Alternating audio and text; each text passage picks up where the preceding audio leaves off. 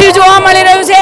જો કે આજે અંતિમ દિવસ છે મેળાનો અને 12:30 કલાકે મારા મુખ્ય દ્વાર બંધ થઈ જશે અને જે કહી શકાય કે પદયાત્રીઓની હાલ પણ લાંબી કતાર જોવા મળી રહી છે। વરસાદે જોર પકડ્યું છે અને હજુ પણ લાંબી કતારોમાં પદયાત્રીઓ જોવા મળી રહ્યા છે।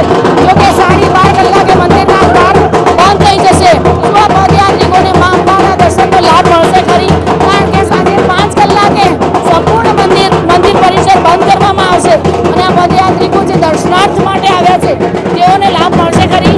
જો કે માના ચાચર ચોકમાં ભારે ભીડ જોવા મળી રહી છે। માનો જય જયકાર સાથે લોકો આગળ વધી રહ્યા છે। એક અનેરો ઉત્સાહ છે। જો કે વરસાદ વરસી રહ્યો છે પરંતુ ક્યાંય ઉત્સાહમાં ઘટાડો જોવા નથી મળી રહ્યો। એના પર